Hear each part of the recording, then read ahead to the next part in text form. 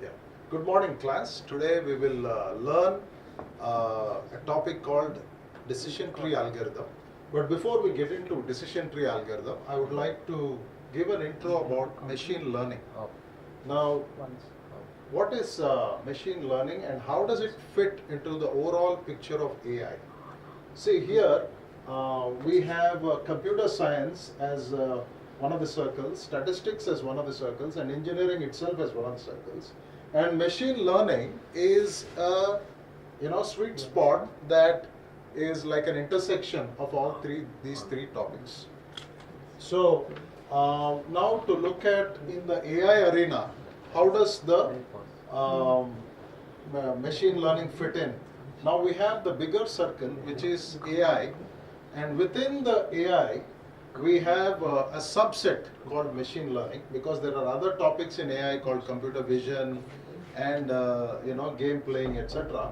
So we will not dwell in that. Machine learning is a subset of AI that has become very, very popular nowadays. And a good portion of machine learning that is popular now is deep learning. So it is the rage right now. And then we have data science, which is kind of overlapping some of these aspects of AI, machine learning, and deep learning. But it has other areas like statistics and certain other topics which are part of data science itself, which don't get into machine learning or deep learning. Okay, so this is where we are at. Now, machine learning is an application of AI that provides systems the ability to learn and improve from experience without being explicitly programmed. So there is no explicit programming happening, but the machine learns by itself looking at the data. So that is what we refer to as machine learning. Now, what is machine learning? It is a subset of AI. Machine learning was first introduced by Arthur Samuel in 1959. Arthur Samuel defined machine learning as the field of study that gives computers the ability to learn without being explicitly programmed.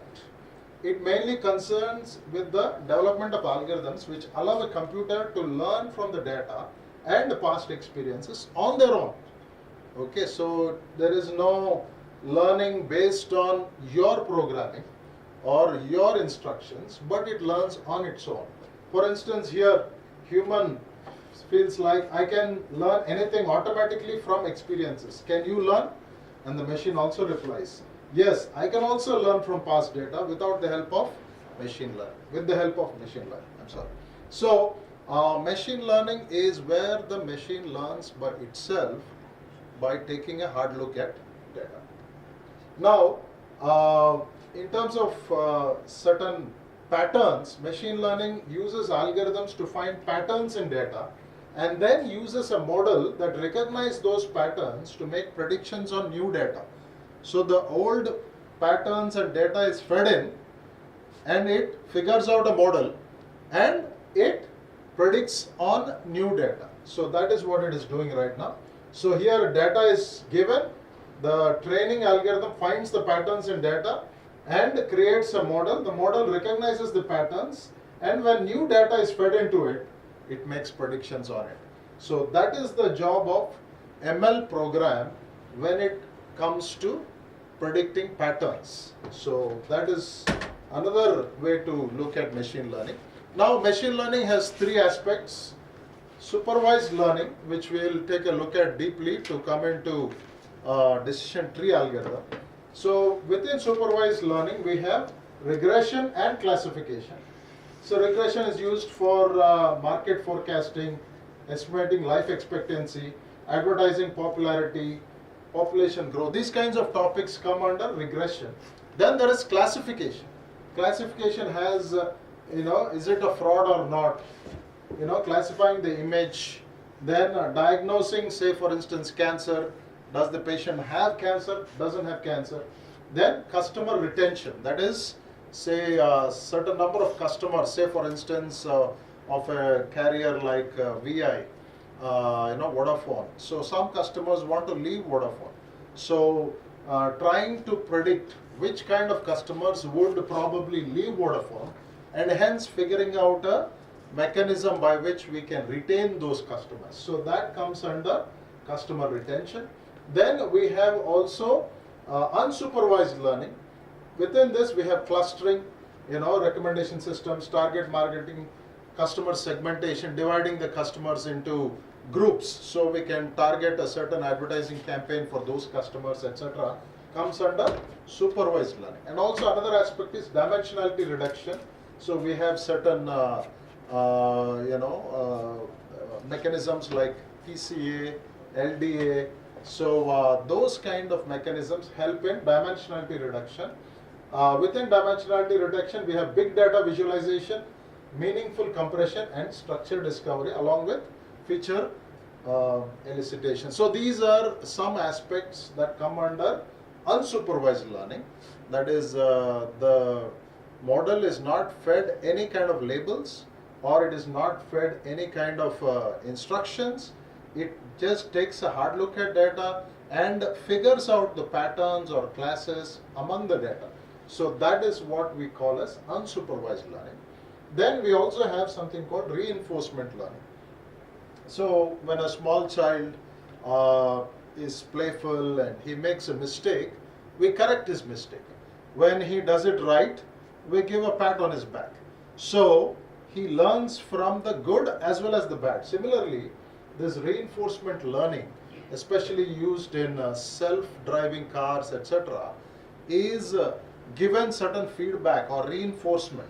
So based on that feedback or reinforcement, it is able to adjust itself and hence drive longer without any any clash with any kind of object or any kind of other vehicle, etc. So that is what we talk about reinforcement learning. This can be used in game AI, skill acquisition, learning tasks, obviously, and then robot navigation and real-time decision making. So these are some of the aspects of machine learning. Now, for instance, just to take an example, suppose somebody has bought this beautiful mobile for 9,999. Okay, so immediately after the purchase is made, completed, what happens? The recommendation system will recommend a Xiaomi Redmi Mi4 Defender stylish hardback cover. It is proof, it is shock proof cover for that mobile. So how did it know? That is basically what the recommendation system is all about.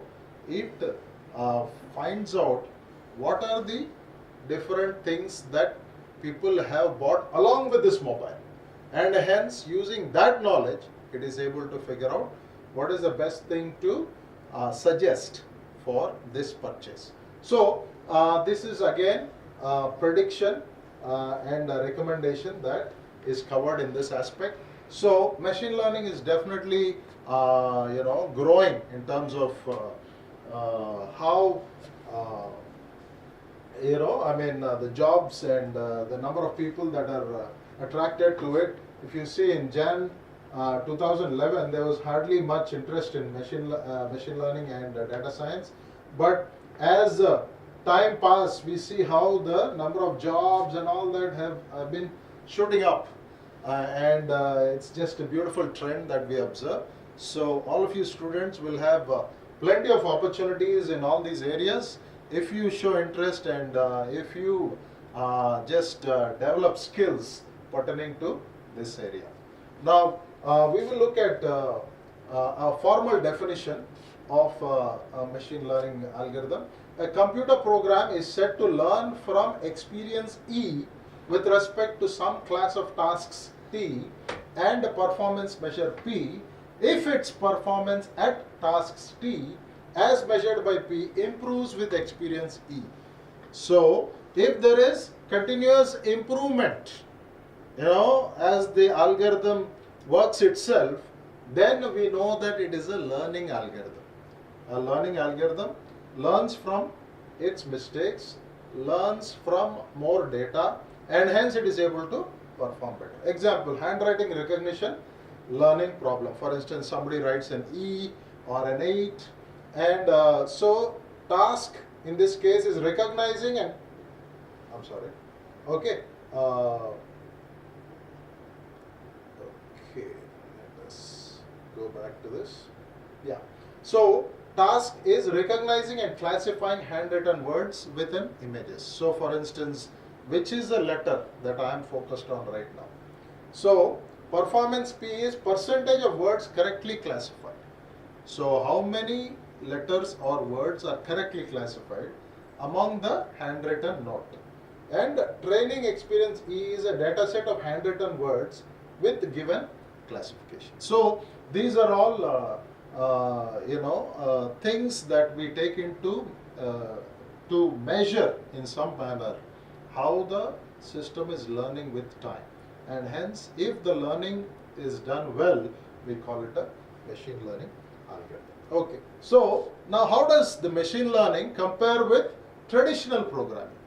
We are normally used to writing code in C, C++, Python, etc. That is the normal coding that we do. Now in that case we have input and we have the data, and the results are predicted. Results, the instructions that we give or the program that we write, it produces certain results. So there are well-defined requirements, rules-based execution, because the rules are the instructions that we're feeding to the program. So based on those instructions and those rules, it works on the data to produce some results. Example of billing system. Now coming to machine learning, how does it do? It has input plus desired results, and using the input and desired results, it comes up with the program. That is, we are not feeding the rules, we are not feeding the instructions, we are not feeding the program. It is coming up with the program by itself.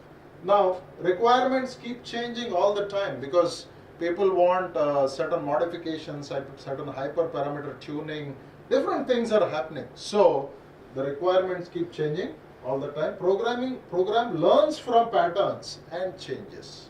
Okay, so it's a very flexible kind of a system as compared to our traditional programming models where everything has to be fixed and put up front. So lots of open source libraries are there for machine learning, anomaly detection, okay, credit card frauds, etc. So this is one way to just differentiate between traditional and machine learning. Here also, the human programmer, he is hard coding the instructions and he executes the instructions on the input to produce the output. So the input and instructions together produce the output. But for machine learning, here the sample data is given, the learner studies the program, he finds a pattern.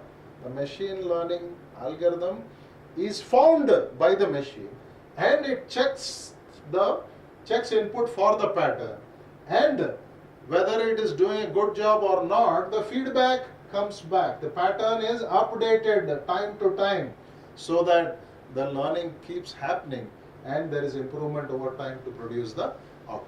So this is basically the difference between traditional programming and machine learning programming. Okay.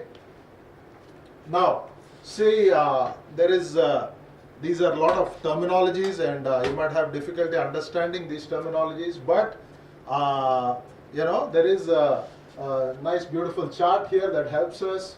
There is AI on one end, machine learning, and then this up and coming field called deep learning. Now AI originated back in the 1950s, the Turing test and the whole gamut of McCarthy and all of them came up with AI in 1950s. Then machine learning, it originated, Arthur Samuel, like we mentioned, around the 1960s. And then the deep learning concept, it originated in the 1970s. So there is a certain trend and a pattern. Now AI represents simulated intelligence in machines. So the intelligence is simulated in the machine. Machine learning is practice of getting machines to make decisions without being programmed. So there is a machine there.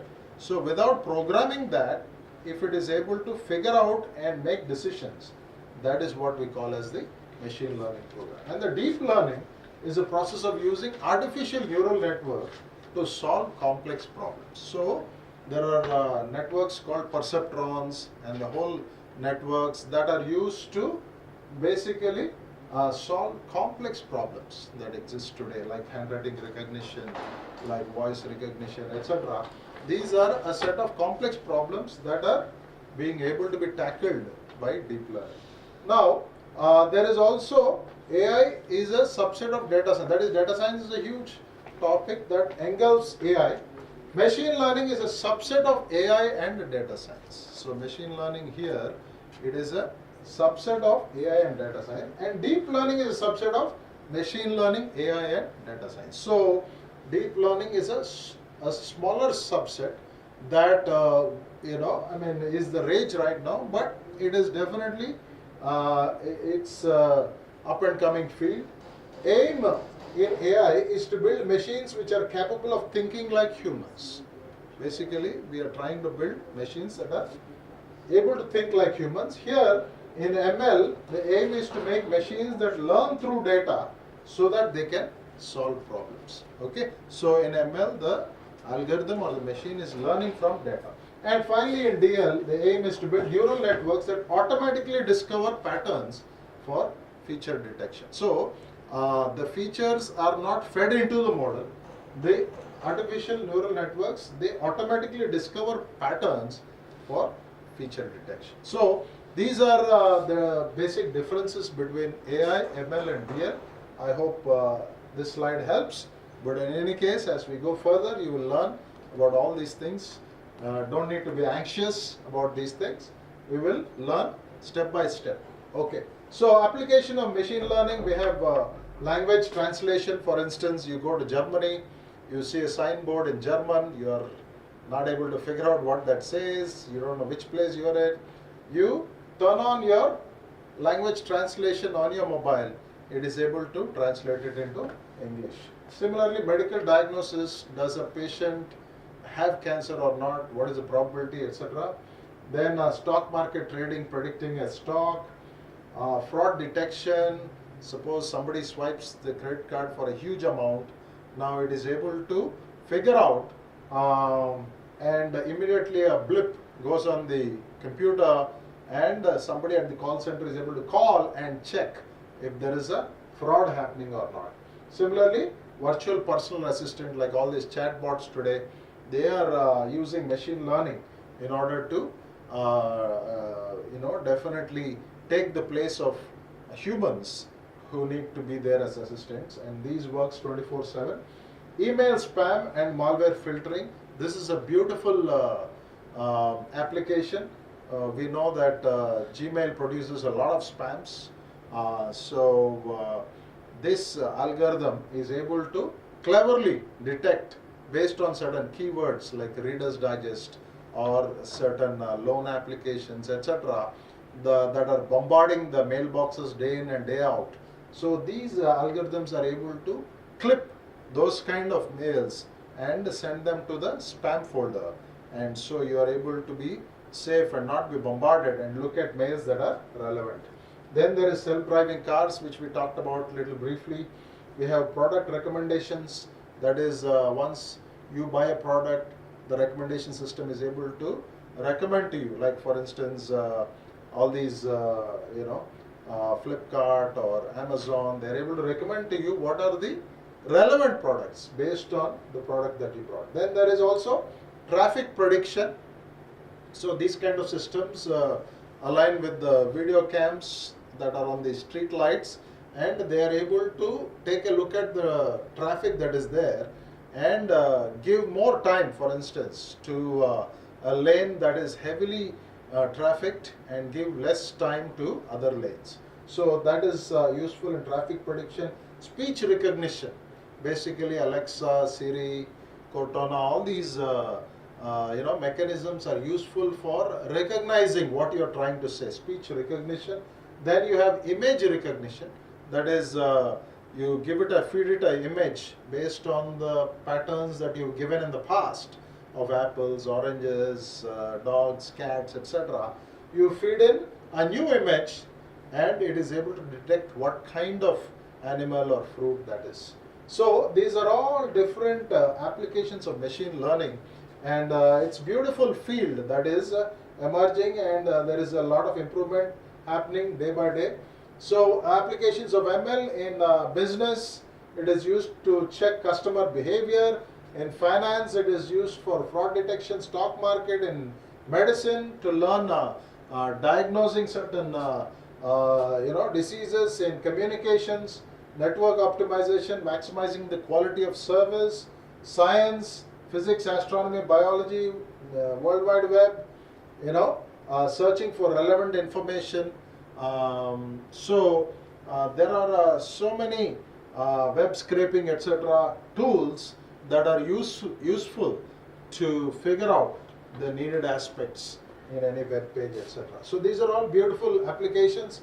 In AI, it is used to teach a system to learn and adapt to changes, so that the system designer need not foresee and provide solutions for all the possible situations. Okay, so it's also used to find solutions to many problems in vision, speech recognition, robotics. So these are all beautiful applications that take us into the future, into the next generation. Machine learning methods are applied in computer-controlled vehicles to steer. So self-driving cars we talked about.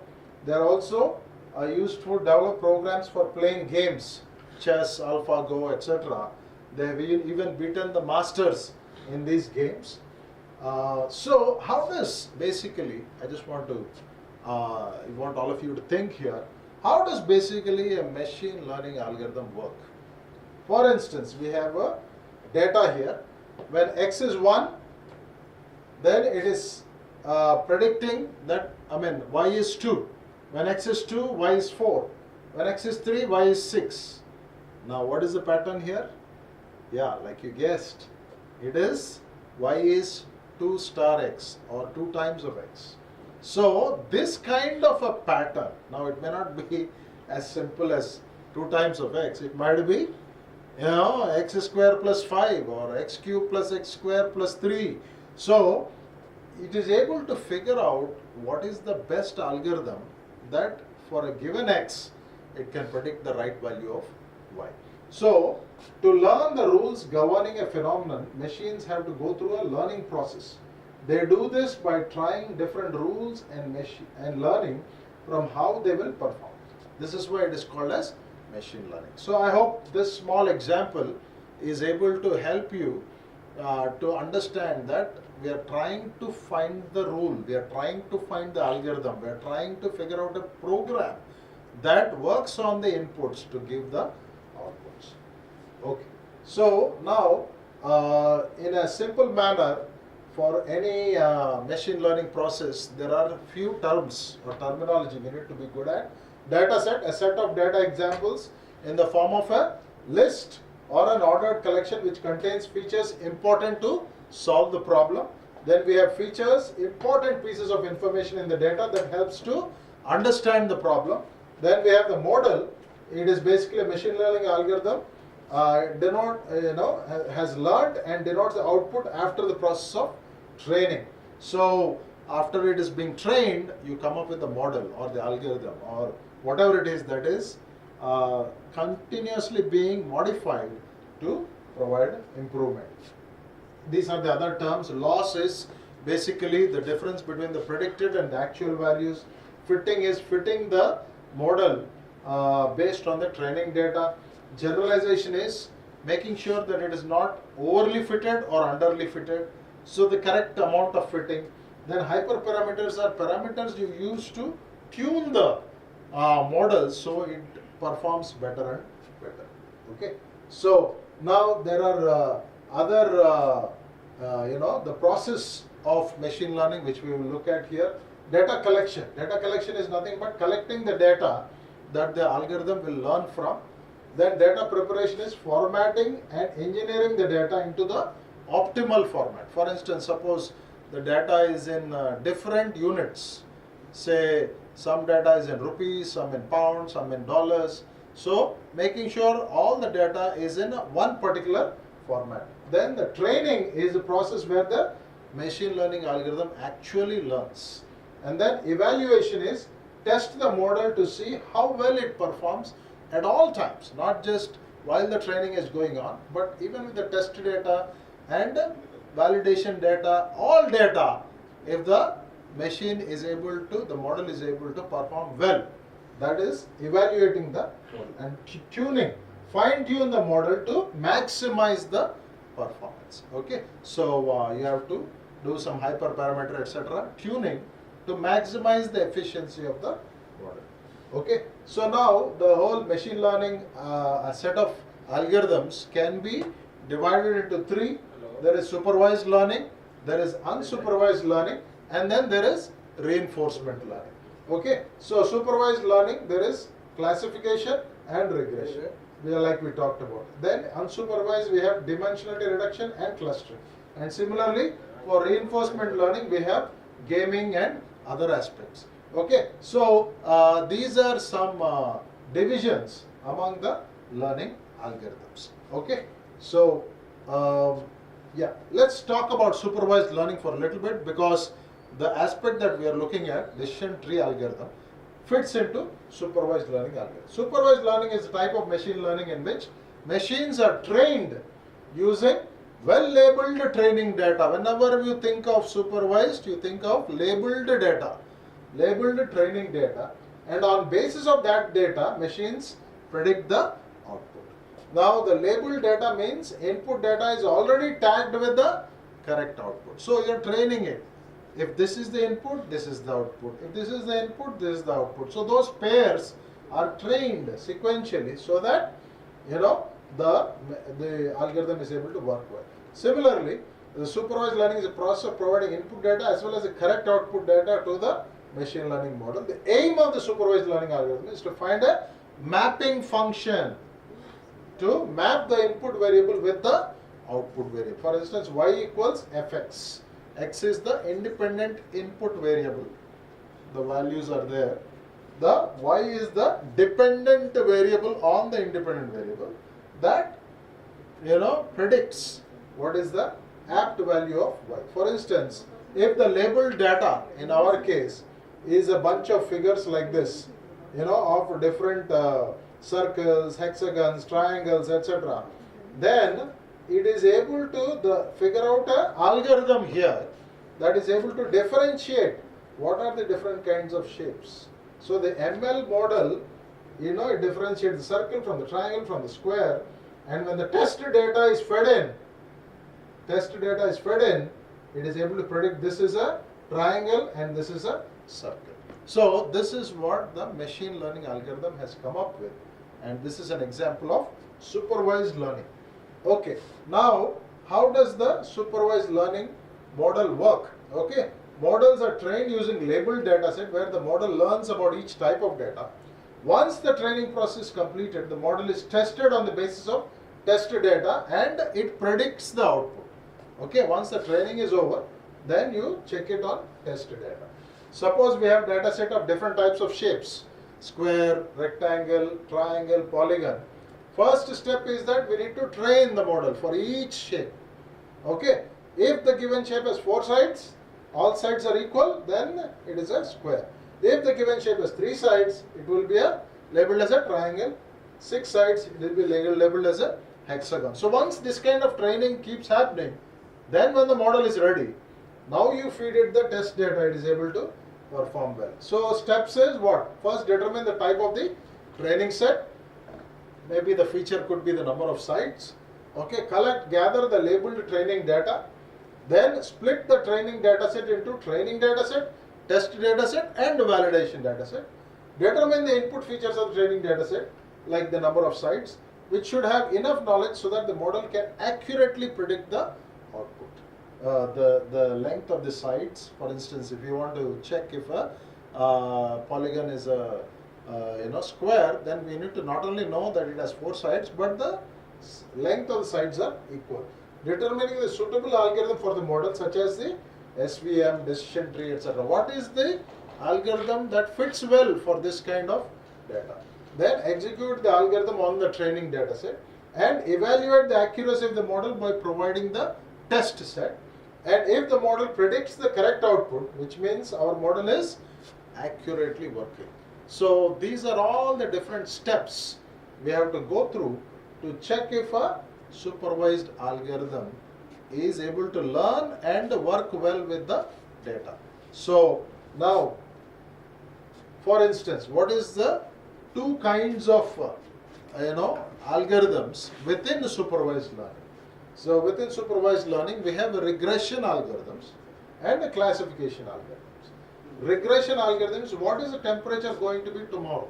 Like regress, what is the meaning of regress? Regress means we take a step back and we look at how the data is, analyze the data, and once the model is built, then we are able to use the model to predict the future. So regress is a word where we take a step back, analyze, and then once the model is built, predict the future. So regression, you are able to predict what is the temperature going to be tomorrow.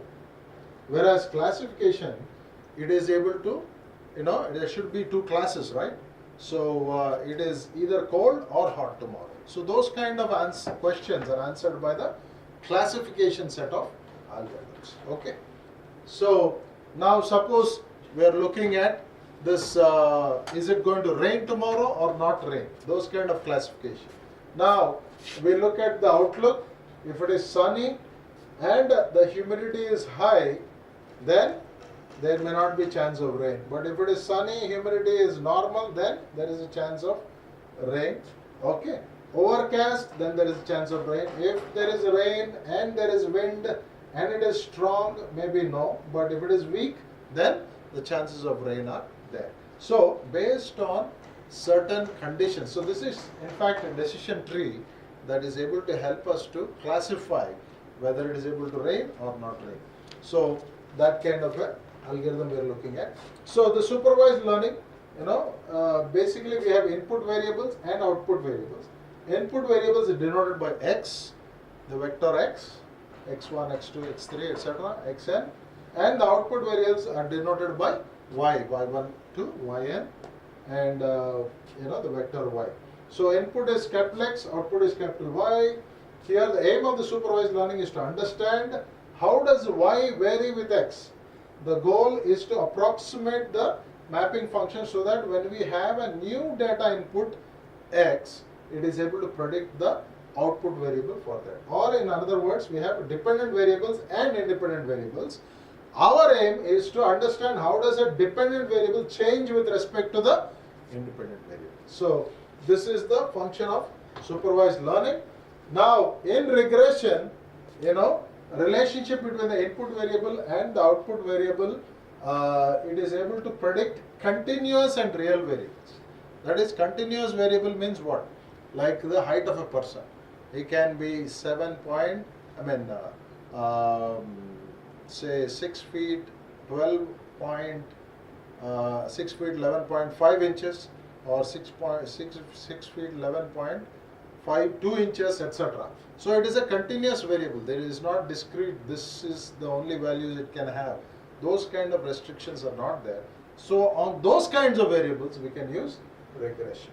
Now in terms of weather forecasting, market trends, temperature, age, salary, price, all these things are definitely continuous and real variables. Now also we have regression algorithm that can work on all these different types of regression algorithm are linear regression, logistic, support vector regression, decision tree regression, random forest regression. So we have these different regression algorithms, but only few like linear and logistic are mostly used for regression. The others are mostly used for classification type algorithms. Okay, so regression is you try to plot a graph that a line or a curve that kind of fits the data. Classification, you try to figure out a line or a curve that divides the data into clusters. So that is what we are looking at. Logistic regression is a regression technique where the dependent variable is categorical. That is, it predicts whether it's going to rain tomorrow or not. It predicts whether this person has cancer or no. etc. So let us look at an example where we are trying to predict whether it is going to rain or not based on the temperature and humidity. So temperature is one variable, humidity is other variable. It is able to predict. Okay, how does it do? In logistic regression, the dependent variable is categorical. It is either 0 or 1. So depending upon the attributes, we get a probability of yes or no. So we can get a S-shaped curve like this for the model. Okay, so it is yes or it is no. Okay, but linear regression, we have a straight line that fits through all the data. Okay, so now classification. We looked at regression, which is trying to figure out a curve or a line. Classification also figures out a line that separates the classes.